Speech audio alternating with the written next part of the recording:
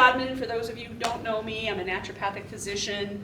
I love to study things. The human body just always fascinates me. So every time there's something really interesting, I always try to go study it. And so that has led me to have a lot of like extra little credentials and things on my my list of accolades behind my name, which I don't usually put out there, but I got really interested in hormones and endocrinology in general, which is the study of hormones, back in med school. I mean, I had butcher papers literally on my room about 6 feet long of just all of the different hormones and how they all talk to each other. Hormones are basically cellular communicators. So, hi. What a challenge that was. I know, sorry, honey. That's okay. It's good to see you. Thanks for coming. Good to see you. I'll just sit right here. Yeah. So I was really fascinated by them, and I was really discouraged because when I got out into practice, I was hoping I would be able to kind of find an endocrinologist to kind of mentor with, and I was really discouraged because none of the endocrinologists really understood the hormones. They didn't understand how endocrinology actually worked. What they knew is if you had this disease, if you got diagnosed with this thing, you treated with this medication. And that left a lot of people very vacuitous because they just didn't have an answer, they didn't get better. It wasn't treating the underlying cause in any way, which is always my philosophy in naturopathic medicine. So I looked and tried to study, and there really isn't a whole lot out there about endocrinology, except for reading research studies. And then I was at a conference years ago, and I saw this endocrinologist in Scotland, Terry Hertog, and he was brilliant. And I swore if I ever saw him teaching anywhere in the world, I would try to get to where he was and study with him. And he wrote an encyclopedia, which I bought and devoured. And then, hi, come on in.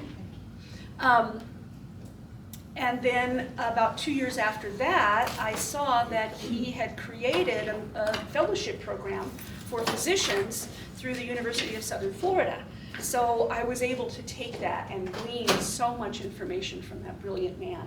So I finished that in 2019. So the other thing I really realized through the years of just talking with so many people is that we as women are not taught about how magnificent our bodies are. I mean, this body is so fantastic that fertility, almost no research up until maybe 7 or 8 years ago was done on any other time period in a female's life. And so we knew a lot about what went on to be able to get pregnant and what hormones were there, but that was kind of the end of it. And nobody really seemed to care. I mean, did you ever wonder why a hysterectomy is not called a uterinectomy? Yeah, because men believed that if they could take out the uterus, they would stop our hysteria. Oh. It's literally true. So instead of trying to understand how these things work and help us fix it, they just tried to remove what they thought was the problem. And unfortunately, up until 60, 70 years ago, if that didn't solve the problem, women wound up in an insane asylum. Oh. And it was probably because some of the things you're going to learn today were out of balance. And so when I started realizing this was not being taught to young girls, in high school you barely learn where your belly button is. So I kind of became very fervent in just trying to get out and educate and teach in the schools and get out as much information as I can, which is why I'm here talking to you ladies today. Because really, if you can understand how absolutely amazing this body is, you won't buy in any longer to the dogma of, oh, your bodies are just complicated, or you are a female, you're just supposed to put up with that, or we don't know why that happens. Well, yeah, if you look at the physiology, we can figure out why that happens. And I guarantee you, every single one of your symptoms that you might have that's uncomfortable isn't just an annoyance that your body is doing to aggravate you. It's a signal that your body is saying, hey, this is a problem, come fix me. And we used to understand those signals. Maybe we didn't understand the physiology behind it, but like, you know, the shamans, the medicine people, the ones that you would go to before, like 200 or 300 years ago, they would understand, oh, your body is giving you a message. Hey, you know what? This plant understands that message. We can treat with that plant. Or this homeopathic matches that paradigm perfectly. Or hey, this physical adjustment can solve that problem. So we understood what the messages were, and now the messages just kind of get squashed into as an annoyance and a problem, and either you shouldn't be going through that, or you should have guilt about having that experience, or whatever dogma comes up about it. So my goal today is to give you as much knowledge as possible so that you know when you get a symptom, what do I do about that? What does it mean? What is my body trying to tell me? What is out of balance? So anybody have any questions about any of that or anything specific that you'd like me to kind of touch on? No, but I have a comment. You saying about how, like calling it a hysterectomy and why. Mm-hmm. I remember my dad's mother, who was born in the late 1800s, Mm-hmm. she believed that a physic would fix anything. Mm-hmm. So I guess if women had any symptoms at all, they'd give them a laxative. Mm-hmm. Oh, yeah. Yeah. I think I heard about that. Yeah. Well, that's not necessarily untrue. Really? And we'll talk Yeah, about that. It's kind of nice to have a bowel movement sometimes. Yeah, exactly. You need to detox. Yeah, Jean. Susan, are you going to address kind of like how thyroid ends up being such a big issue for women? I can do that, sure. Yeah, Yeah. I think it's compared to men Uh-huh. versus Oh, what yeah. we have to deal Oh, with. yeah. That's Absolutely. There's such a so big- many reasons for that. Yeah. And on that, Uh-huh. I just read an article just within the last 2 days saying that they've determined that levothyroxine can cause bone issues. All right, we'll talk I just about, told no, you. we'll talk about that too. Okay. Yeah. And that was a new study, right? I haven't had a Yes, chance that's to a new look at it. study. Okay, all right. Well, I will address why that happens, yeah. Dr. Terry who? Herzog. The last name. Oh, Hertog. Oh, her. Oh gosh, you're gonna ask me to spell his name. Herright, I think. That's probably very wrong. All right. He wrote the Encyclopedia of Endocrinology. It's a book about that thick, and it's yellow. It's like $1,600. Oh, okay. It's not one you want to go I'm not buy, gonna be trust me. buying it, okay. It's not written But he in. has articles online maybe. Oh, No? Maybe. okay, I don't know, I haven't seen any, but, okay. I mean, I haven't looked either, so I just run into him at conferences now and we chat. But, and he's not the only brilliant one out there, he's just the one I found I studied with, and the first endocrinologist that really, that I thought understood endocrinology. But yeah, so, to kind of link your question, Jeannie, like I said, men are very simple, right? They don't have that whole female hormone soup that we do. And so hormones, literally everything in your body is done by hormones. Your blood pressure is regulated by renin and angiotensin. Your digestive tract is completely run by hormones. When you smell bacon cooking, your brain starts to secrete hormones to tell your stomach to get ready, we got bacon coming. Your pancreas starts producing enzymes that are hormones called pancrease or baconase that's going to digest that bacon. So all the process that happens downstream is a hormonal process that happens. Thyroid is a downstream hormone. It's the very last ditch in the matrix of creating energy, or I shouldn't say creating, releasing energy from your cells. That's all thyroid hormone does, is it goes to the receptor side of the cell and it tells the cell it's okay to release the energy. The pituitary is telling me via TSH, or thyroid stimulating hormone, that it's okay to release T4, and then the T4 gets converted and that's what opens the energy release for the cell. So you have that together in the mixed soup of all the female hormones, it just gets a lot more complicated with the conversation. Men don't seem to have that much mixture of mix up in the conversation. So that's why they don't tend to have, although men do have hypothyroid issues and hyper and autoimmune disorders and things like that as well. It's just, it's not as complicated to fix because there's not so many conversations in the mix. And every hormone that has an action on a cell, there is usually a rebound effect. So it's basically you and your friend having a conversation.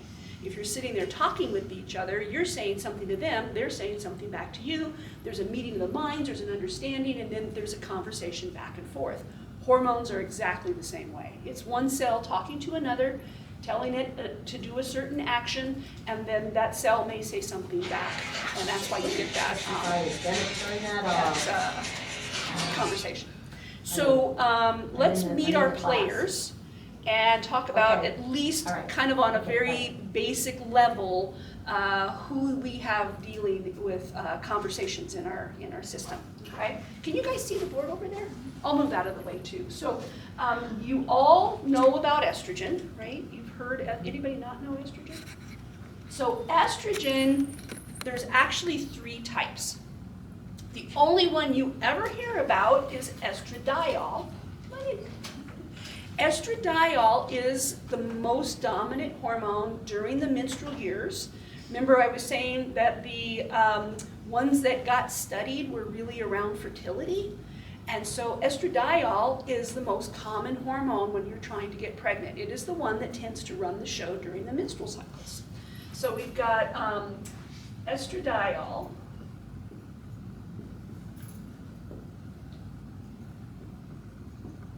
And I'm going to call this E2, well actually, let me write them all out first. And then the one we don't hear much about, that we should, is estrone.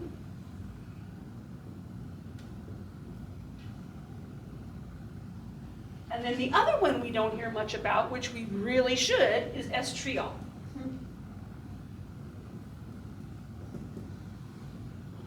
How many knew that those 3 hormones existed?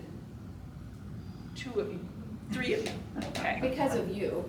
And because you explained that to me. Yeah, so to make this easy, we'll call this one E1, we'll call this one E2, and we'll call this one E3.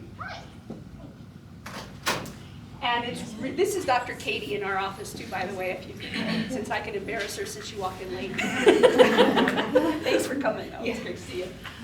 You can tell this a lot easier by looking in the word. So E1 has a 1 in it, E2 has a di in it, and E3 has a tri in it. And you all think I'm so smart. I was a year out of med school before I figured that out. So these are our 3 estrogen players that we're going to talk about. And then we've got our lovely progesterone. Everybody loves. Oh yeah. Can you all read my handwriting okay? Yes, yes. It wasn't as bad when I went to med school. And then there's testosterone. Right.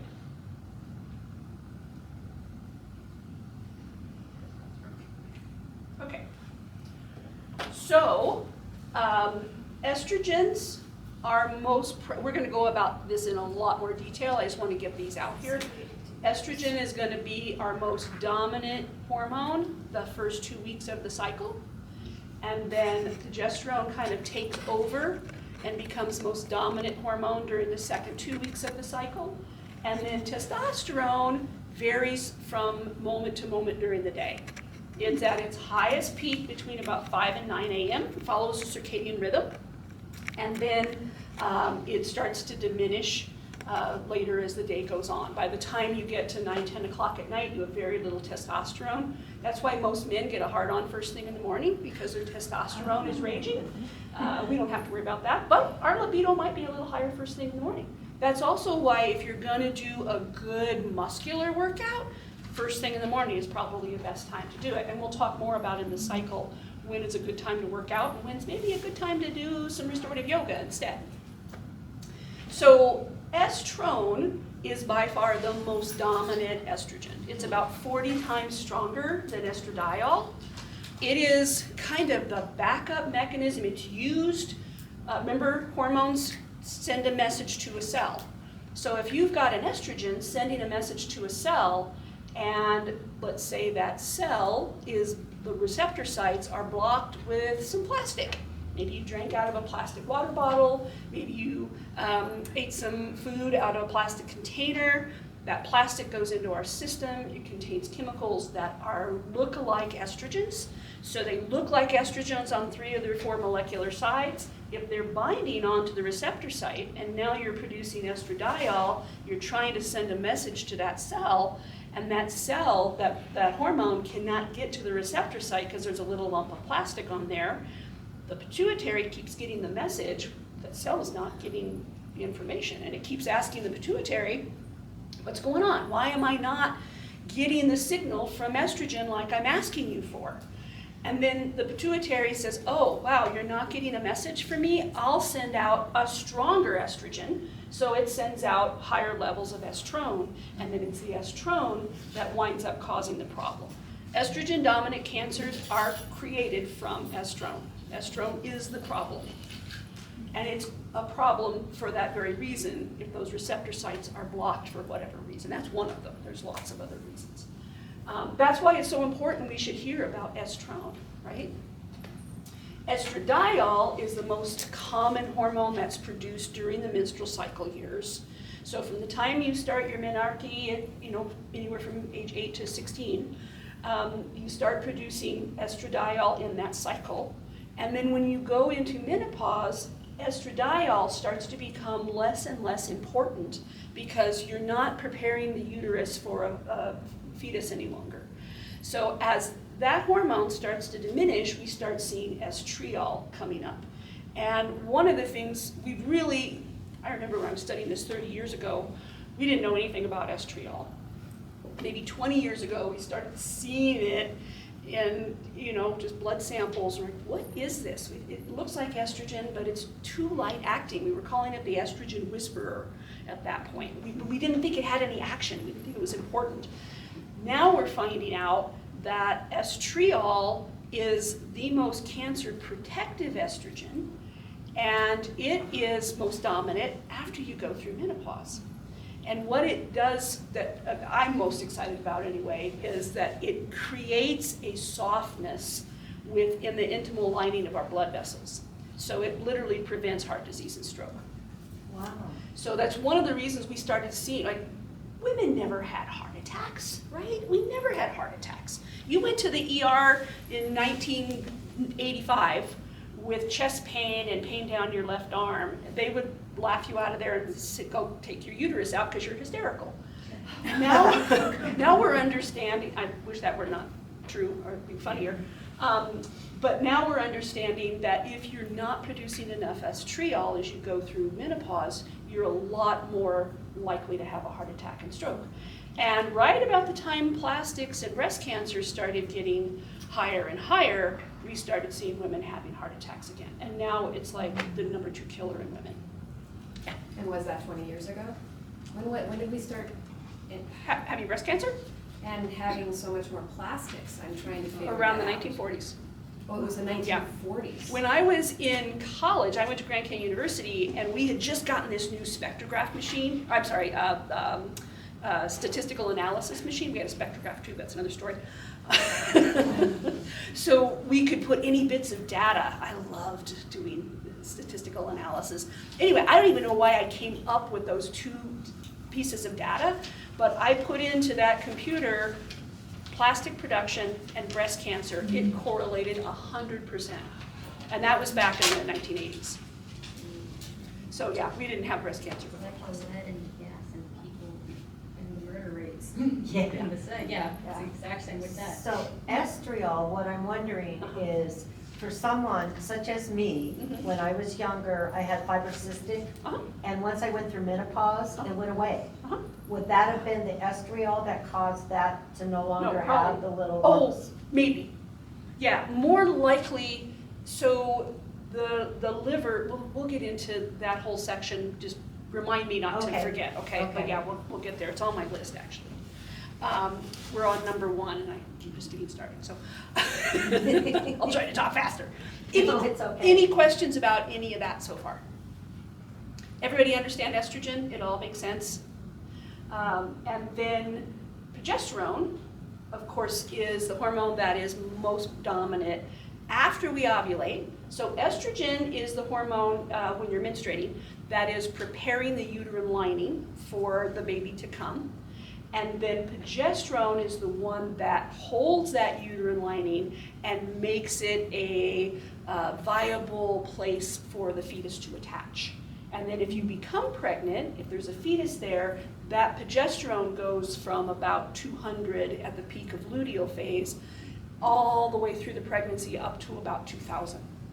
So it just builds and builds and builds. And progesterone is also called the happy, feel-good hormone. It tends to diminish anxiety. That's why so many people who are deficient in progesterone become very anxious and fearful. I've had patients who just literally couldn't even get off their couch. It makes them feel almost paranoid when it's really deficient. And then when you restore the balance of progesterone, you just feel better. And if you ever see, or if you've experienced it yourself when you were pregnant, women glow. You feel so good being pregnant, and that's the progesterone that you're having the experience with. Testosterone is a very masculine hormone, but we have it too. And it does a lot of very, very important things. It helps our libido, it increases muscle strength and stamina, it does a whole lot of things throughout the day. It gives us the energy to wake up in the morning along with cortisol, and they go hand in hand with each other, which is why sometimes when you have really low cortisol, you have really low progesterone and testosterone as well. But it's the hormone that gives you, so progesterone might be the hormone that would make you think, oh, I could create that today. I could get out and go do that. It's progesterone that gives you the oomph to go do it. So that's the other thing you want to look for when you're looking at your hormones is if you have low progesterone, but you've got normal levels of testosterone, now you're getting your endocrine system telling you, come on, get out, go do it, let's go. And you've got no progesterone to give you that imagination or that happy feel good, yeah, I can go do this today. And so you wind up feeling more guilt because I should be feeling better to be able to go do this. I have the energy, but I don't have the desire. So a lot of crazy imbalances happen with all of that. Yeah. Any questions about anything so far? Does it all make sense? Great. Okay, so let's go to how these guys work together with your cycles. And even if you're no longer having a monthly menstrual cycle, you're probably still cycling. And some of you might notice that. In fact, I have a lot of women like really pay attention to where you are. You know, how do you feel this period of time in the month? And then how do you feel this period of time in the month?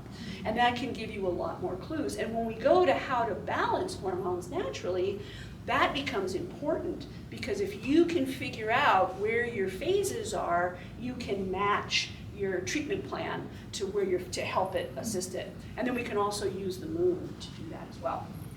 So, oh, I need an actual, I need a black, okay. So let's call this a perfect cycle.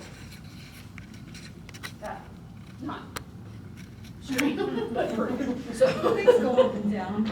So this is going to be day 1, and this is going to be day 28. And then right in the middle, you got day 14, right? So this, of course, is going to be menses.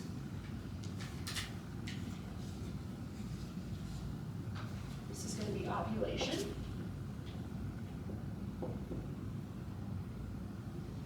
And then this is going to be the next menses. Okay? Does that all make sense? And of course, everybody is, very few people are ever exactly like this. Usually we've got somewhere between day 12 and 16 in there for ovulation. It's almost usually pretty close to 14 though. If anybody's ever done ovulation tracking when you're trying to get pregnant, looking for spin mucus and different changes in the cervical oscillation. I still experience a little pain when I ovulate. Yeah. I feel it. That's called metal smirts. It's Metal smirks. Oh, my husband would love that one. It's literally when the follicle ruptures, and a lot of women can feel it. It feels like I a little rubber band snapping. Yes, inside. Yeah, yeah, that's the actual, that's why you're in follicular phase, because the follicle has now ruptured. Right, okay. So, let's see, do I have another color that's not one of those? So this is going to be called your follicular phase.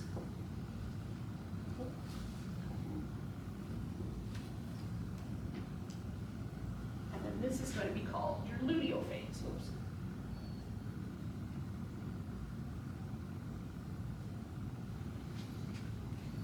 Just because it'll make more sense as we go along.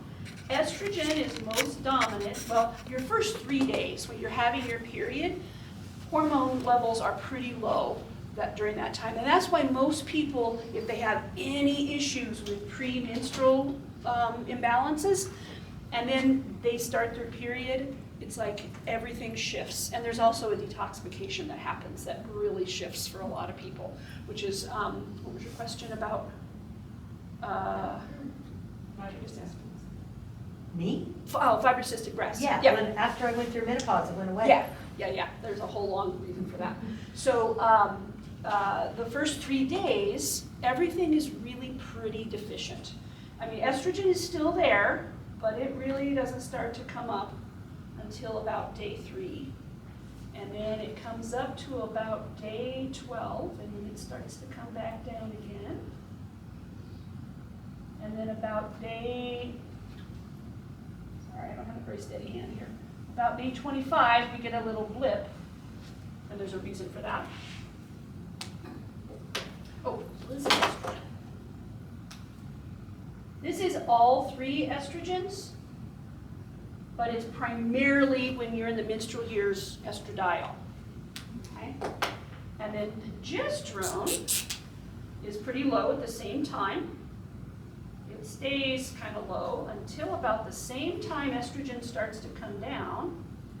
You get a nice raise of progesterone, and it comes down about the same time.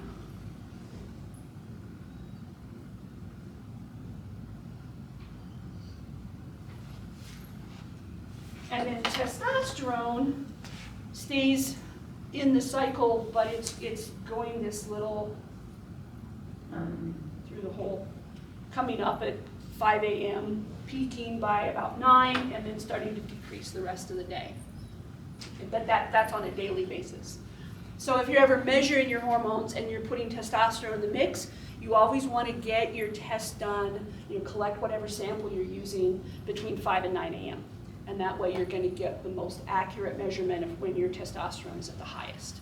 If you want to measure estrogens, you want to measure somewhere where you are in the peak luteal phase. So let's put the days on here actually. So this is day 7, and this would be like day 21.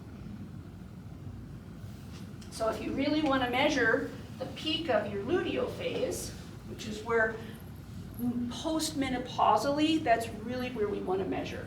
Somewhere between like day 19 and 22, just because we want to see where you are in that peak progesterone phase, unless you're having symptoms that really makes us think there's an estrogen involved. But we're going to get a really good clear measurement of where your estrogens are at that time that are stable, whereas here you can always rock and roll a little bit. So you're always going to get your most accurate measurements right there in day 19 to 22-ish. If you're, yeah, it's a great question. So if you're still menstruating, it depends on your symptoms. If you're having a clear symptom that makes us think, this is obviously progesterone, let's see where your progesterone is, or this is obviously estrogen, let's see where your estrogen is, then we do it at the time that those hormones are going to be the most stable, and we're going to be able to get the best answer and be able to decipher it, right? It doesn't do any good to measure something if we can't figure out what it's trying to tell us, right? So the other way to do that, and what I typically wind up doing, is collecting a sample 11 times all the way through the month. That's called hormone mapping, and then you can see what your body totally is doing all the way through the whole month. Yeah, it's a great way to test it. You figure out a lot of problems that way. Any questions about any of that? How, if the person is postmenopausal, how do you know what this cycle is? Yeah, that's a great question. You Or know, when it starts and when it, yeah, yeah. like when's the first day? So, if everything is in optimal order in the universe, the first day of your cycle, and when you feel your best, if you have your cycle running with this, everything is so much better. And I can tell you a great story about that. If you are having your menses with the new moon, you feel so much better, and then you're ovulating with the full moon. Does that all make sense? Does anybody have heard that before? Okay, good. I mean, not for me. Cycle for a hot minute, it was so nice. It didn't stay that way, but. Yeah, well, we'll talk about how to shift that, okay? But people heard about that, even if you didn't hear it from me? Yes. No, I just said. Just, yeah, okay. But at New Frontiers, the gal that I went and talked to when I was going into menopause said, take primrose during this phase, and I think it was the black cohosh or something else, the other phase. Was she my student? Yeah, I think she had it was the gal that went by lady and wore the kind Oh, of yeah, Renaissance yeah. clothes. Yeah, she was my student, yeah, absolutely. Ladies. I learned this in probably 1995 in an elevator from an endocrinologist in Canada. I don't remember her name. She was an amazing lady. But literally, she told me this in the elevator. I mean, in like we went up to our hotel rooms after a conference. And I was like, you gotta be kidding me, seriously? And she goes, yeah, I teach this to all my patients. But the problem is the stores call me because they all run out of tampons on the new moon and they yell. I'm like, well, just stock appropriately, come on. Anyway, there's ways, so if you have gone through menopause and I usually have my patients track, like how do you feel on what dates?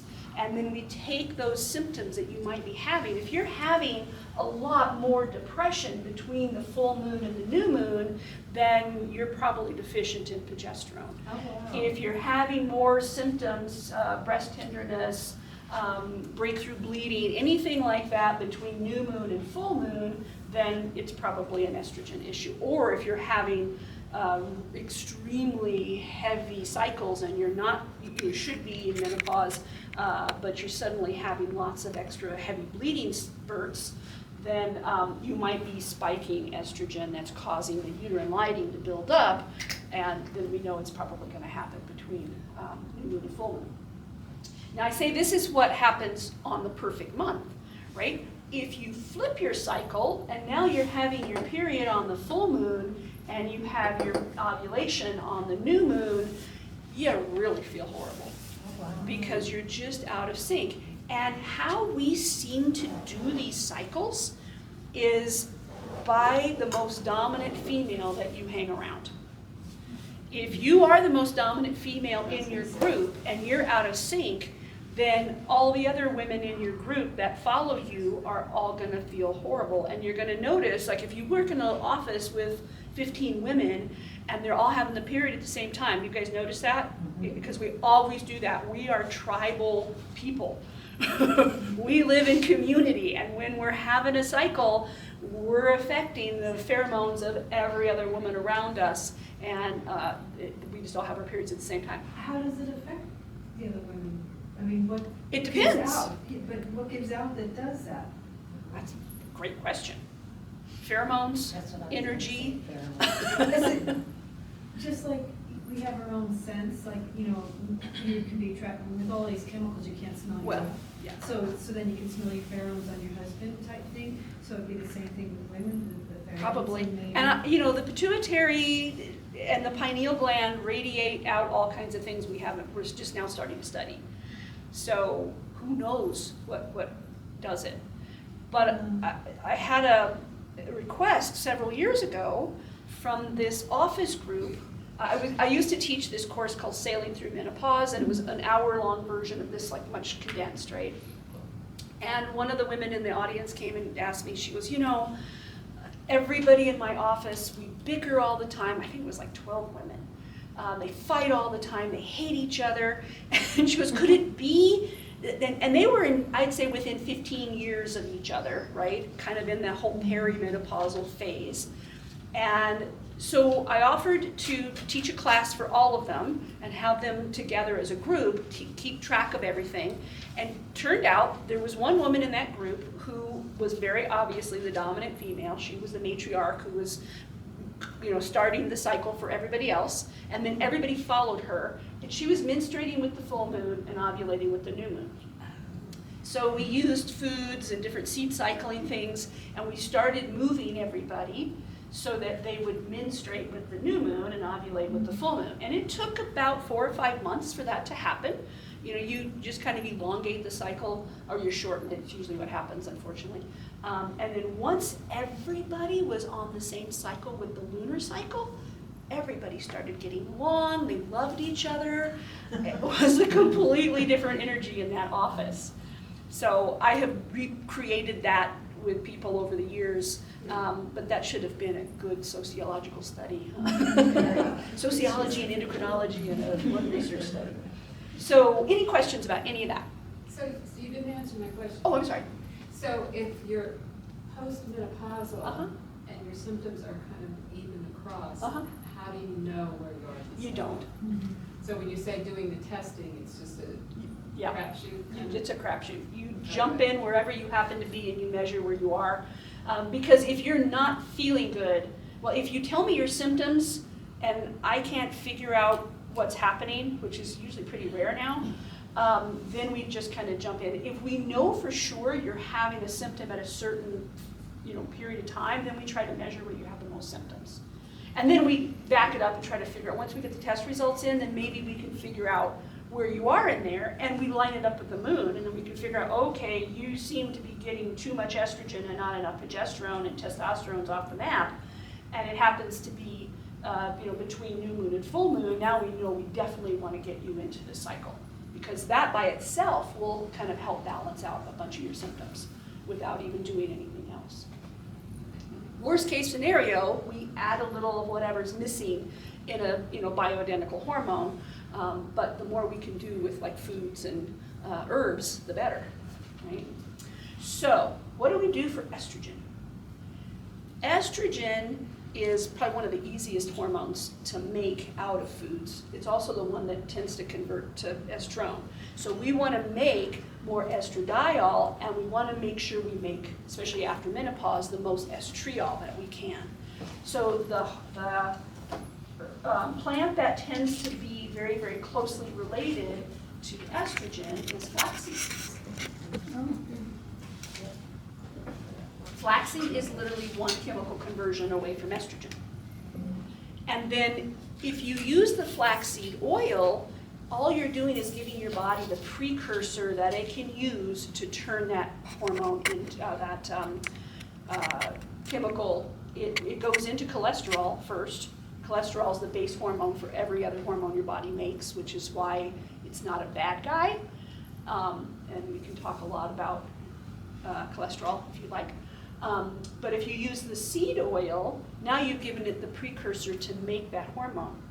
If you have an imbalance of estrogen, like let's say you have a high amount of estrone and a low amount of estriol, you can still use flax, but you want to use the fresh seed.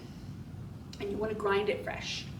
Because the seed, the oil itself makes the estrogen, but the seed, the calyx of that seed, when you grind it up, it has this magical ability of holding on to the bad estrogens in your gut.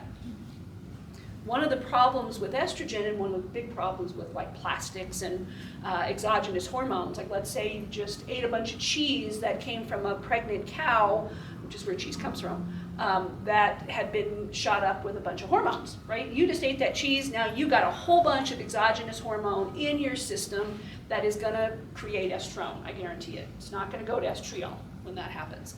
So that's why you wanna make sure you always get anything from a cow that's organic, hormone-free, as much as you possibly can. But so let's say you've just eaten that cheese, you have that plastic, that exogenous hormone is coming in, or you your body made too much hormone and it's trying to get rid of it. Your liver has conjugated it, it's packaged it up, it's sent it to the colon, and now it's going to be excreted in the next bowel movement, which is why you have a much better experience when you get a bowel movement. Right? So if you don't have enough fiber in your colon, that hormone, which is a steroid, it's a very thick, fatty, sticky substance, is going to hang out on the lumen of the colon. It's going to get reabsorbed into the bloodstream. The bloodstream is portal circulation. It's going to go right back to the liver. The liver is now like, I just packaged this hormone. Now it's back again. All right, I got to package it again. So it just adds a lot more work that the liver has to do to conjugate that hormone over and over and over again. And they get recycled all day long. If you're not eating enough fiber, it gets recycled over and over again. Your poor liver has to keep dealing with it. So flaxseed just happens to be a beautiful fiber, and it has a very specific entropy for grabbing on to hormones, estrogen specifically. So now it binds on to the estrogen in the center of your gut, holds it in the lumen of the colon, and now you have a nice bowel movement and all the hormone goes out. So not only does it give you what you need to make better hormone, it takes away the bad stuff. Okay, so should I be eating flaxseed, brown flaxseed, in the first 14 days? Mm-hmm. Not so much the last. Right. Okay. Yeah. And then is there any specific way that when I eat flaxseed, it gives me very bad bloating and gas, and it makes me have uncomfortable bowel movements and very smelly. So, and I mean, I don't even pass gas in front of my husband at all. Yeah. So it is very difficult for me to consume a lot of flaxseed and then be in his presence. Yes. In the evening, so what, do you have any recommendations, or do I just have to go through it? Well, make sure your flora is appropriate. So are you taking the HMF replete, No. the human microflora? No, I'm not. Okay, add Now, that. I do take a probiotic, but maybe I need to be doing Yeah. this. Probiotics, if you buy it from here in the United States, it's either cow, sheep, or soil. We don't have human flora. Okay. I get one from Canada that is a human flora. It's called Human Microflora Replete, and it comes in a little packet, it's freeze-dried packet. You just add it to water and drink it. I feel like I have one pack and I've been hanging on to it. It's in my fridge. But I didn't know, so would that be something you take every day while you're eating the flax? No, you just replaced your good bacteria. So if you put in the good bacteria and you're eating good foods, you're getting lots of good fiber, you're getting pre and probiotic foods, you're eating some fermented foods, not eating anything processed, so that all those colonies can stay and live and have a happy life. I mean, they're going to set up their neighborhood, right? Then now when you swallow fiber, your body will be able to break it down. So just one time, you're saying? Well, try that and see what happens. Okay. It will give you a clue on how imbalanced you might be. Okay. Okay. The other thing you can do is divide your doses up. Don't take your 2 tablespoons of flaxseed and drink it really fast all at one time. Have maybe a half a tablespoon. I usually use flaxseed meal. That's what I usually That's already do. ground? Yes, because, no, I grind it. Oh, okay. But flaxseed meal, or flaxseed oil, for those, who've ever taken it, you have to take a handful a day. Yeah, 2 And tablespoons. 2 or 3 times a day for the dose on the bottle. It's kind of crazy. Yeah, well, it's pretty standardized, so 2 tablespoons a day should work for you to do this. Okay. Yeah. Okay, good to know. But the oil only gives you what you need to make the hormone. The seed, and turning it into a meal, still a seed, still fiber. All right. So flaxseed, if you have menopause, if you've already done with all Uh-huh. that, do you still take flaxseed and Yeah, then you don't from the make new a moon to cycle? the full moon. If you want to get your cycles into line with the lunar cycle, then take it from new moon to full moon. 98% of women are gonna feel better between new moon and full moon. There's always that 2%. I always say there's got to be somebody out there dancing to the beat of a different drummer, and I've met several. They just feel better when they menstruate with the full moon and ovulate with the new moon, but that's a rarity. But if you're one of those people, you're the beautiful side that's holding the universe into perfect balance, so be yourself. And that helps make the estriol and get rid of the bad Yeah. estrogen. Yeah, it binds onto the estrone Okay. and excess exogenous estradiol, and it'll help give you more estriol. Okay. Just, so you brought up a point about grinding it. You want to make sure you grind flaxseed fresh. Yes. If you buy it ground, it is a very unstable molecule. You guys have heard of trans fat? Trans fat is when a molecular structure has its R groups like this. And that doesn't have any energy to it, and it becomes a free radical. Flaxseed, when it's in the calyx of the seed, it's in what's called a cis configuration, which means it's got an energetic attraction between those two R groups holding it together. That energy, when it gets into your body, flips and releases, and now you've got an antioxidant. If it's already in the trans configuration, it is a free radical. So it's going along gobbling things up, making holes in your cell membranes, which leads to cancers. So that's why you want to avoid trans fats, and that's why you want to ground your flaxseed fresh. Can you grind it and freeze it? No. I have the same question because I have some Yeah. frozen. Okay, so it It's needs to be not- freshly. Yeah, it's not the temperature. It probably slows it down a little bit, Okay. but usually within about 24 hours. Maybe in the freezer it's 48, but it's Okay. light and it's oxygen that make it flip, What not about baking it? temperature. Because Yeah, I put you it in don't- granola bars. Yeah, you don't want to bake it. Okay, Yeah, high temperatures will flip it too. okay. Yeah, if that bond is very easily broken, and you want that bond to break in your body, not before you get to it. So I need to grind it, put it in oats, and eat it right now. Right. Thank you. And it also becomes slimy if you put it in something moist. So if you put it in your oatmeal, what I usually do is I take my oatmeal on the spoon and I kind of dip it into the flaxseed. And that way, because if you mix it into all your oatmeal, in 20 minutes it's going to be like eating a spittoon. It's pretty Okay. slimy, yeah. That is- I'm sorry. That's why I said the same thing is I put it in a shake and Yeah. other things. but Yeah. It's moisture, is that okay? Well, it depends on how fast you're drinking your shake. You know, yeah, if you're drinking it quick, if you start drinking it and by the bottom it's getting real slimy and you got to throw it out, then you're fine. And Yeah. how much to ingest on a daily basis? 2 tablespoons. Thank you. Yeah. And if you do get a lot of gas and bloating from it, if you're not used to eating fiber, that's another topic on treating your colon and getting it healthy, which is vitally important because all the hormones have to get excreted through your colon, right? So you want to have a healthy gut. For every disease process, you want to have a healthy gut because that's what does everything. So if you have a hard time with fiber, then make sure you're getting good probiotics and you've got a good neighborhood in your gut. And also, you can divide the doses, so you can take a smaller amount, all throughout the day. So it's not one big bolus of fiber going through. Okay, any questions about estrogen? I'll get to more things that we can do to help produce estrogen in a second, but I want to get that down. Progesterone, our primary precursor seed for it is chia. What is it? Chia seed. What is the first sentence? What is it? You said something. Oh, it's a precursor for progesterone. Thank you. Mhm.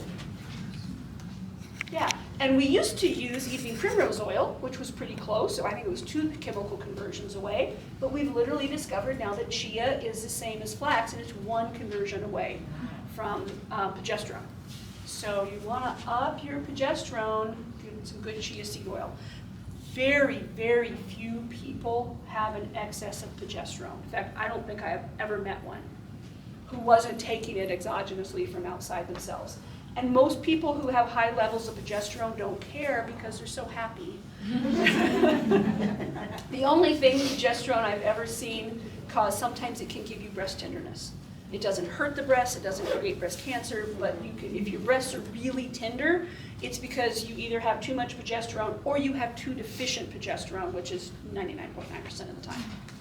So, but if you're taking a hormone replacement therapy and it has progesterone in it, and if you had breast tenderness and it went away when you started the progesterone, and 6 months later you start having breast tenderness, that's when you know now you're getting too much progesterone and you need to do something to balance that down. What's the best way to take chia? Just eat it. Well, yeah, you have to grind it as well. You have to grind it. Well, but you know what? Because nobody cares about getting too much progesterone, Unless you're getting a really toxic form of progesterone, which I'm not even sure what that would be, but I'm sure there's a bunch out there, you can just do the chia seed oil. So Well, chia that's not lots seeds of- don't do anything? I'm sorry. The seeds don't do anything? Oh, no, they just do. by themselves? They do. Do you grind? You just grind them. Do you have to grind them? Can you Yeah. just put them in water and let them? If you put them in water, you're getting the calyx on the outside, so it'll be a nice demulsive, help you have a bowel movement because it's going to be slimy. But you're not going to get the chemical component inside the seed that gives you the progesterone. Yeah. Did that answer your question? Yes. Oh, So ground the chia seed, and then it's hard to do. I make pudding sometimes with chia seed, and it's fabulous. Mhm. Is that a good way to take chia seed? It's fine to take it that way. It's going to help with bowel movements, but unless you grind it, you're not going to get the progesterone component. So you want to do the oil if you're looking for that. So you can make your pudding and then maybe add a little bit of chia seed oil into the pudding, and then you can get the best of both worlds. How stable is the oil? Does it last a long time? Yeah, watch the bottle. You don't want to heat it. It's not as unstable as flaxseed. You keep it in the fridge? Keep it in the fridge. Yeah, get it in a dark bottle. Yeah. So what's the best way to grind these seeds? Little coffee grinder. Okay, Yeah. that's what I was hoping you'd say. Yeah, the chia seeds, the smaller the grinder you can get, the better. You gotta really, it takes about 45 seconds to a minute Okay. of really grind. When you look at the seed, you see they're all chopped up if you see a whole seed in there. Okay. Yeah. All right, any questions about any of And that? take those from the full moon back to the new moon? Right, Okay. yeah, this is all. And if anybody needs it, it's on most calendars, but we also have it on our website. And the nice thing about the calendar on the website is that it's a linear calendar. So it's color coded, so you know when follicular phase is and you know when luteal phase is with the moon. So I put mine on my refrigerator, and I have my oils in the refrigerator. So I know that when I'm in follicular phase, I've got the flax oil in front, and then when I get to the full moon and going into luteal phase, I just flip them. So then I just always try to remember to take the one in front and then remember to flip it at the moon And you change. personally use the oils? I do, yeah. Okay. Yeah, How much chia seeds? 2 tablespoons. Yeah, Does it help if you wear a witch hat when you're doing all this? absolutely. It feels like I've potions and And then how lotions. long can we expect before particularly those who are cycling with Great menses? question. Yeah, it all depends. Okay. If We'll you're, know because our cycle will start. yeah, if you're a little out of balance, it's almost instant. Most women, I would say, that when they're menstruating and they're wanting to see the change, within about 3 to 4 months, they usually see a huge improvement. Wow, okay. Is there any difference to any of this if you're having bleeds or? No. You still have a pituitary. Now, if you have a pituitaryectomy, you're in big trouble. You still have a thyroid, you still have adrenal glands, you still have a pineal gland. Yep, no. Without having ovaries, so if it's complete, it probably will take you more like 4 to 6 months to really start to see the difference. But it's really the pituitary. Our pituitary is the grand poobah of the orchestra, right? She is the one talking to everybody. Every feedback loop goes through her. When you're making thyroid hormone, let's say your big toe wants to wiggle and it's asking the pituitary, hey, I want to wiggle today, can I get some T3 down here? The pituitary is the one who's checking with everybody else. Okay, adrenal glands, do we have a backup amount of energy that we can use so we can, let thyroid release some hormone and get the T3 down there? And if the adrenal glands are like, yeah, everything's good, let's go ahead and do it, let's wiggle, then the pituitary releases thyroid stimulating hormone. That goes to your thyroid. Your thyroid releases T4, not T3. Well, a little T3, but mostly T4. And T4 is an inactive molecule. It's just floating around waiting for something to happen. So now T4 gets down to the big toe, and the big toe is like, all right, pituitary, I got some thyroid down here. Can I take this inactive T4, pop one of those iodines off and make T3, and then take that up into my cell and actually release some energy? The T3 does not give the cell energy. It just tells the cell it's okay to release the energy. So the pituitary then says, hey, adrenal glands, we got some T4 sitting down on the big toe. Can we now have enough backup energy that so when big toe wiggles, we can repay that use of energy with some more? If the adrenal glands say, yep, we got it, then T4 gets converted to T3, goes into the cell, everything releases, you got energy and everything's fine. Anywhere in the matrix where there's an imbalance in that, if the pituitary gets a message from the adrenal glands, no, I got no energy for you, then T4 does not get converted to T3, which is why it's so important when you do blood labs to measure each one of those hormones. And one of the things that is happening a lot in people today, because we're so stressed out, is that the pituitary is seeing we're not getting good nutrition, we're under a high amount of stress, and for the thousands of years that we lived on this planet, when we didn't get food and we were under stress, it was wintertime and there was a pterodactyl at the door. And we have not evolved that fast. I mean, really, that whole process. How long have we had refrigerators? 100 years, maybe? Prior to that, and the thousands of years prior to that, we have lived in survival and only able to get food certain times of year. So if it was wintertime and there was a bear outside and we couldn't get food, now the pituitary sees that trauma happening in the body, takes that T3 and converts it to the isomer or reverse T3. And it's that reverse T3 that now goes to the cell and says, we can't get food, there's something chasing us, turn everything down, stop the metabolic rate altogether, don't burn any energy, go to the back of the cave, curl up in a ball and sleep for 3 months. And we are the survivors of the people who were good at doing that, because if you weren't good at doing that, you didn't survive and you didn't reproduce. So when we're under stress and we don't get enough energy and we can't get the proper nutrients, and by energy I mean you're eating good food, you're eating food that actually has nutrient to it, not stopping at McDonald's or eating processed foods or grabbing crackers and cookies and things in the center of the grocery store. So if you're getting good nutrients in, you're a lot less likely to have that imbalance with reverse T3 happening. Does that all make sense? Okay, good. You're shaking your head. Yeah, good. Okay, so, and then to put that all together into here, if you're deficient in any of the hormones, especially testosterone really, and you're in reverse T3 mode, now you're really going to feel bad. You're going to start getting central pedal weight. You're going to be fatigued because of course you're supposed to be in the back of the cave sleeping. It doesn't match the paradigm, right? The sun is shining, you got plenty of food, you're just not getting nutrients.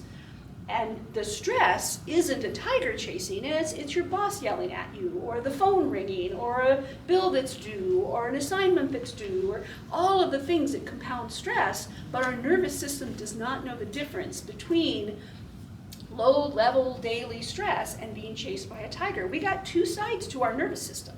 We got the sympathetic, fight or flight, we got the parasympathetic, rest and relaxation. We are designed to be in parasympathetic 97, 98% of the time. Aside from being chased by a tiger, most of the time we'd wake up in the morning, we'd go gather our food, we'd take care of our chickens, we'd milk our cows, we'd have our daily life, and we didn't have a lot of stress. If we did have a stress, we were getting chased by something, or we're chasing a turkey, we'd either catch the turkey or it got away, or the tiger ate us or we got away. It would last 3 seconds maybe. And then we would go back into parasympathetic again. And that's not how we live anymore. So when we think about things that are imbalanced, we have to think about how were we designed to live in nature and how did we do it thousands of years ago?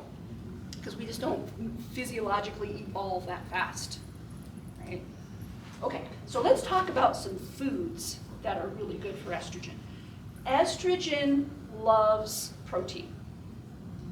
It's a protein devourer. So if you're into doing like paleo diet, that's a good time of month to do that. You don't want to overdose your protein. You don't want to do more than about 60, 70 grams of protein in a day. That's a good normal balance. If you're doing over that, you have a tendency to push the pathway for protein to get converted into sugar, which can really, that's why I had a patient who was a diabetic the other day, and we couldn't figure, he had an immaculate diet. I'm looking at his diet, firefighter, big burly guy, and I mean, everything about him was perfect. Why was he going into diabetes? So when we started asking him questions about, well, how much protein are you eating? It was like 170, 180 grams of protein every day. So you take your, and it's not that hard to do, really. I mean, you think about it, you're eating a couple patties, you're eating 3 or 4 eggs for breakfast, you're having a couple patties of, beef for lunch, and then you're having a piece of chicken for dinner. It adds up pretty quick. And then you add in all the other, vegetable proteins that he was getting along with that. So your metabolism, when you're getting that much protein, you have to keep sugar to your brain. Your brain is the only cell in the body, the neurons are the only ones that cannot take carbohydrates, fats and proteins and turn them into sugar. So your pancreas does that for you. It takes that protein, turns it into sugar, and now you start getting your sugar really jacked up because you're trying to keep sugar to your brain so you can keep thinking and functioning, and you can become diabetic by eating too much protein. So you don't want to overdose protein on here either. But this would be the time of the cycle that you would like to have like a really nice salad, good complex carbohydrates, some steamed vegetables, and a piece of meat or fish or some good protein. Okay? Progesterone, on the other hand, can deal with a little bit more carbohydrate, and it actually feels better with a little more carbohydrate. So that's the time of the cycle you maybe want to throw in some sweet potatoes. Don't go crazy with carbohydrates. I'm a big fan of staying away from anything processed. So gluten, cookies, crackers, things that are going to be highly processed are never going to feed the hormones. They're always going to deplete the hormones. But we're craving it, right? You're going to say that we're craving it during that part of the luteal phase. Yes, you can. You certainly can. And so instead of giving in to the ice cream binge, if you have a sweet potato, But I want brown sugar too. On a sweet potato. I'll eat a sweet potato by itself too, but I would prefer to have a little sweet. Yeah. So we got to work on that. Yeah. Exactly. Yeah. If you're having any kind of a health issue, we are not trained as humans to eat for our health. We're trained to eat by our taste buds. Sure.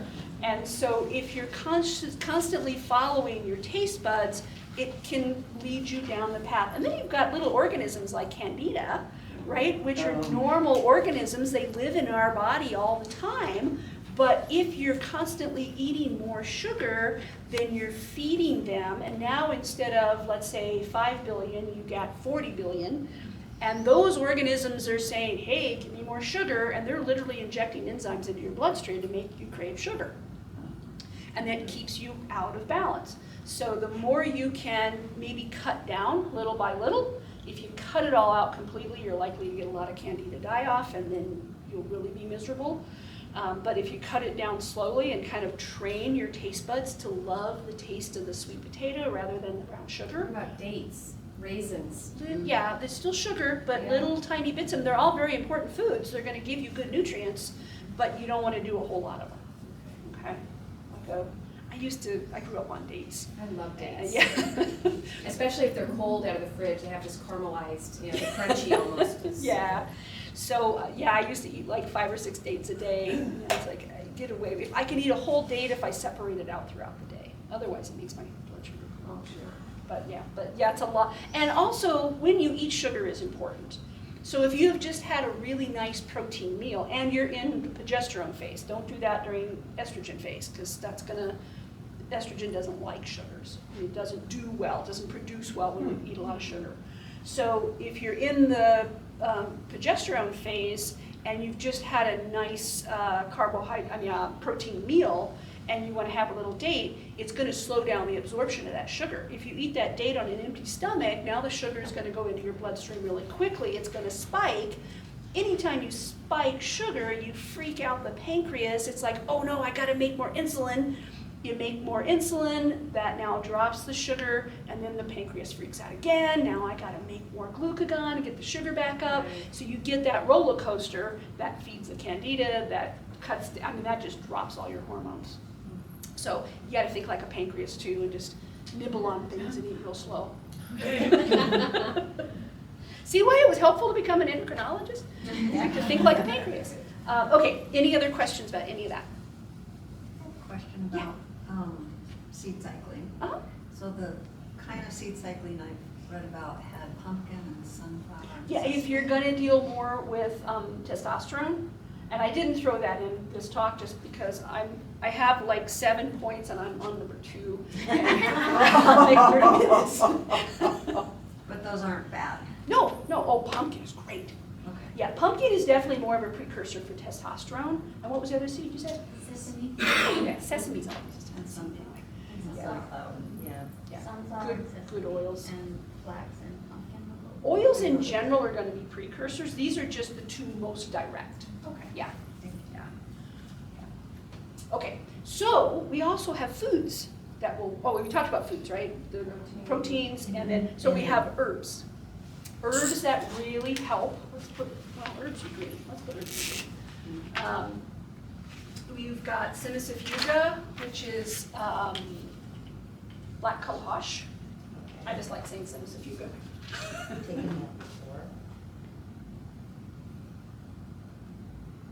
We've got alfalfa.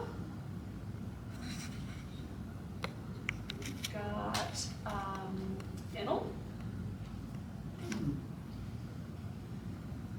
Really good, and those are things you can throw on a salad. Well, black cohosh I'd probably do either in a capsule. It's going to work the best in a tincture. And at the Nature's Medicinary, we make up a tincture that has all of the estrogenic herbs in it. If you don't like fennel, you don't want to add it. I love fennel. I throw it in a salad. It's so good. Yeah, I grow up my garden. Alfalfa is great. You make an alfalfa tea. It's good for your bones. I'll usually take like 4 big scoops of alfalfa, put it in a quart of water, hot water, and just in a little glass container and set it on my counter overnight. In the morning it's cool, you just strain it, and then you get a nice alfalfa tea. You can put in some peppermint or something else that you like. I'm forgetting, what am I forgetting? What are these ones good for? Estrogen. This is our estrogen side. And then dong quai, which is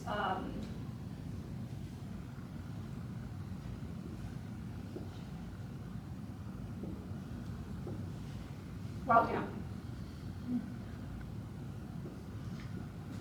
We used to be able to get wild yam in a freeze-dried, looked like a water chestnut when you cooked it. And I made a soup out of it. It was out of this world. I don't trust anything that comes from China right now, so we don't have any. But those are all really great herbs that you can add in that will really help promote estrogen. Progesterone. Does it matter if you cook them? Does it change them? Are you putting it into soup, or what are you putting into? Yeah, I cook them a lot. Like I make tea out of the alfalfa, and the alfalfa is really good together with like horsetail for like bone growth. Yeah, I cook them.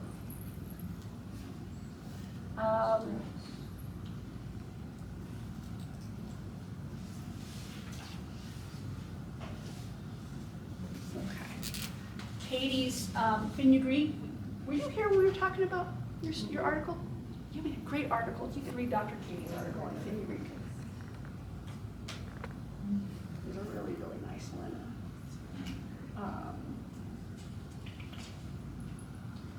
What is my brain skipping on me here? Oh yeah, Angelica. She's diasteria. Oh no. Those are flipped. Huh? Dangwai is Angelica. Diaspora is yeah. Did I do it backwards? So I don't know which one. Dong quai is on the estrogen side.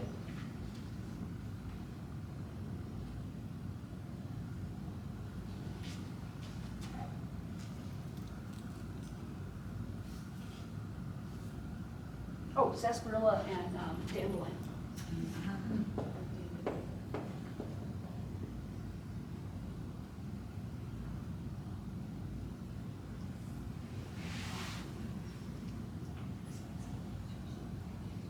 And unfortunately, the sarsaparilla soda doesn't work so well. Okay. Yeah, thanks for catching that. Anything else I've said wrong? No. You're my backup, so. So wait, the Angelica's on the estrogen side and the wild yams on the progesterone side, No. or vice versa? No, Angelica is on the estrogen side, right? Yeah. Right? Yeah. Yeah. It's typically, you can get progesterone from wild yam, Yeah. topicals, Right. yeah. Yeah, wild yam kind of has everything. It's kind of like the Yeah. magic hormone for everything. But that is where progesterone comes from, is wild yam. So if you're getting a bioidentical topical estrogen or even an oral, it's going to be coming from wild yam. Do you have a tincture for the progesterone? Yeah. You have both? Yeah, and in the medicinary, it's just called estrogen tincture, progesterone tincture. Oh. So if you want to do an herbal, thing, it's just easy to do. But if you like, fenugreek is a great plant. It helps with postpartum depression because it promotes progesterone. Lactation. There's so many wonderful things that fenugreek does. Yeah, and delicious too. Okay, one more thing about the hormones. Let's talk about exercise. So if you're an exerciser, which hopefully you are, estrogen is always going to do better. Let's put kind of different color. Estrogen is always going to do better with like weight training.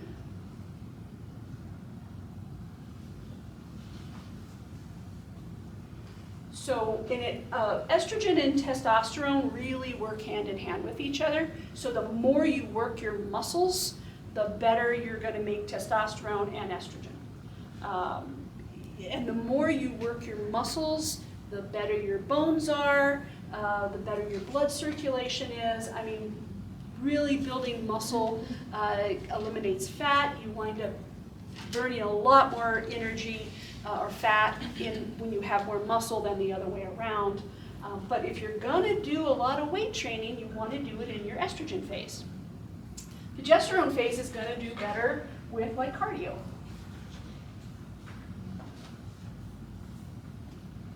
That doesn't mean you can't do cardio in estrogen phase. You certainly can. I do it all Yeah. day, so. But you're going to get your biggest bang for the buck. You're going to make Yes. more estrogen doing weight training during estrogen phase, and you're going to make more progesterone doing cardio during your progesterone phase. So if you have a workout plan where maybe you spend 35, 40 minutes doing your weight training here and maybe 20 minutes doing your cardio, and then when you get to the full moon or ovulation, now you switch that to do 45 minutes of cardio and 10 minutes of weight training. You're going to build a lot more of those hormones during those times. That'll make sense? Okay. Any questions about any of that? Is this okay? Is this good? You guys liking it? Okay, good. So, where was I going to go next? I didn't really have a plan. I was just going to start talking. Okay, how about symptoms? Tell me a symptom somebody might have. Restless legs. Okay, that's a tough one. It is a tough one. It's terrible. But I've only experienced it twice this cycle and none last cycle, so I did notice that it's We're in the cycle to creeping notice it. back in. My first restless leg, I think it was day 13 or 14, and then, actually I think I only had it once this month, which was kind of weird. It just popped up. But it was around 13, 14? Yeah, it was right around. We always tend to have more problems where the switches are. And I noticed, Yeah.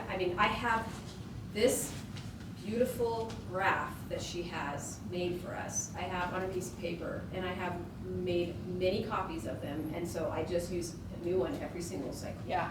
Yeah. And it has helped me understand a lot, but yes, that's, My guess would be that if you are taking magnesium and you're taking like a 400 milligram of magnesium and you get to the switch time, you might need to bump it to 600. I'm taking 600 normally. Okay, then you might need to So, bump it to 8. yeah. Yeah, when you have the switches, that it takes, the pituitary days. gets distracted because she's got a lot more stuff to watch. Now she's got to watch estrogen go down, progesterone come up, you know, things are happening, so there's more things that can go wrong. It's Yeah. just like when if you're gonna have a car accident, it's most likely in an intersection, right, There's where things are going- changing, yeah. right? So, in anything that you do that works, maybe up it around, maybe a little bit before. If you get a loose stool from it and you know it's bowel tolerance is too much, then back off, but, Oh, yeah. yeah, The Mally, right, yeah. that Yeah. gets you. Restless leg is because it may not necessarily be related to hormones. I'm telling you either, right so- now that my restless legs have subsided almost 100%. Okay, good. I would say 85 to 90% have gone. I mean, that might be the hormones, but it might be some of the other stuff we did. Yeah, it's hard to tell with that one. How about heavy menstrual cycles, bleeding too much? Is that a good one to talk about? Most of you look postmenopausal, maybe, yeah. Yeah. So that Mine's gotten means, heavier this year. yeah. So that means estrogen is getting too high, and you're probably converting your estradiol to estrone. Because it's a much more dominant estrogen. So really watch anything, make sure you're getting any animal product organic. I don't mean to talk just to you. I'm not picking on you, just because you're the cutest. So make sure you're getting everything organic, don't get any fake estrogens as much as you possibly can, eliminate any plastics, try to stay away from pesticides, herbicides, anything that could possibly look like an estrogen in your body, and then maybe really up the flax seeds. You can also use foods that will decrease your estrogen, that tend to speed up the metabolism of breaking down the estrogen. Like broccoli is really good at that, Brussels sprouts, anything that has a chemical called DIM. I can never remember, Or you can take DIM. methane. Yeah, that's I take DIM. but you so- can take DIM as a supplement, yeah. You gotta eat a lot of broccoli, which I don't mind, but if you can eat that much broccoli, do it, because it's good for so many other things, but you can also just take a DIM. And then I would take the DIM probably all month long.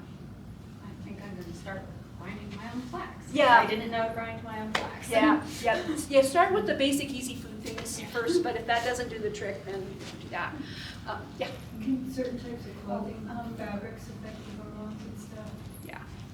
I mean, it all depends on how your liver is conjugating it, right? So I know I'm in the minority of but painful, pregnancies with headaches and all of the owies and, Screaming cramps. yeah, Yeah, so let's take each one of those. So headaches, guys. So if you have toxins getting built up in a hormonal tissue like the uterus or the breasts, it is the perfect indication telling you that Lucy and Ethel are having the problem getting the chocolates into the boxes, right? And what did they do in the episode? If they couldn't get the the chocolate fast enough into the box, they put them in the pockets, they put them under the hat, they were putting them in the mouth, and everybody laughed. And it's a great backup organ of elimination, right? If you put the toxin in your liver, let's say, and you create fatty liver, or you put them in your uterus and you get fibroids or endometriosis. Endometriosis is just you're building the endometrial tissue outside of the uterus. Same thing, you're attempting to try to get that toxin out of you in a secondary way. It is much better to do it that way than to put it in your brain or your heart or somewhere that will kill you, right? So your body will always keep you alive as much as it possibly can. So what you want to do is help Lucy and Ethel speed up their process and then help eliminate that process. Best way to do that is eliminate plastics as best you can. It's getting near impossible because it's in the atmosphere, in the soil, and everywhere now, but do the best you can. The seeds help bind up plastics in your gut. Fiber help bind up plastics in your gut. The more vegetables you can eat, the better your hormones will be balanced and the less plastic you're gonna absorb. I have a good friend who's a medical doctor, and she recommends to her patients to eat 2 pounds of vegetables a day. And when she told me that, I was like, Sarah, you can't ask your patients to eat 2 pounds of vegetables a day. That's ridiculous. And she's like, no, it's not that hard. Yeah, you gotta try it. So I was like, all right, I took the challenge. I went to the grocery store, I weighed out 2 pounds of vegetables. It's not that much. It's about 5 nice big handfuls like that. If you're making, let's say, an omelet in the morning for breakfast, and you're throwing in asparagus, and you're putting some broccoli and some spinach, or maybe you just eat a big bowl of vegetables and have a little egg on the side, or whatever you need for your protein, and then you're snacking on carrots and celery and good vegetables through the day. I love broccoli as a snack. And then you're having a nice big salad for lunch, maybe with a little bit of lean meat on it, and then snacking, and then maybe you're having a big bowl of soup or something, a vegetable soup with dinner. That pretty much will get you in there, pretty close. And so I started doing that as a challenge, and the one thing that I absolutely noticed, which blew me away, was I had to wear braces for 12 years. And I have really severe periodontal disease because of all that braces use. And I was getting pockets at like 7, 9, 11. And my periodontist was like, yeah, I've got to do something serious. And as soon as I started eating 2 pounds of vegetables a day, in fact, I just had it measured the other day, I had nothing but 2s and 3s. And the only thing I did different was eating 2 pounds of vegetables a day. So not only does it balance your hormones, it gives you so many more phytonutrients. I mean, what we use to fix our body, and if I have time, I'm going to go into cholesterol real fast. What we use to fix our body comes in the plants. The phytonutrients literally give us all of that dense nutrition that we can now repair our bodies with. It also increases that fiber, and the more fiber we have, the less we have of that recirculating of those plastics and recirculating the hormones that we're done with. Anything that needs to get excreted gets held on to with the lumen of the colon because that fiber is there. All make sense? Yes, but I wanted to mention that I started eating more vegetables after doing pretty strict carnivore, and then kind of getting back into more of a paleo and eating some vegetables. Mm-hmm. But even still this day, I have very specific vegetables that I can and cannot eat. Right. And they just, so some people may not realize that, oh, okay, I'm just gonna start eating more vegetables again, and then they have this huge balloon in their gut, and they're having, indigestion, or they're having gas, or they're having all these problems. Right. Well, it could be because some of those vegetables aren't working for you. Right. So Great it's question. just a trial and error for what kind of vegetables, because if I were to eat a whole plate of Brussels sprouts, which I do love, especially when they're really crispy, I would be in agony all night. So if you don't eat a food for a long period of time, the pancreas isn't gonna increase making something, because that would be a waste of energy. The body always does everything as economical as it possibly can. So for a time period, if you're gonna start eating a new food, you might need to take like a good digestive enzyme. Okay. And you might need to take a lot of good digestive enzymes, like maybe 3 or 4 capsules of something. You're gonna dose yourself depending on how your gas and bloating goes. And also make sure you do the human microflora. And so I can eat Brussels sprouts someday. Mm-hmm. Okay.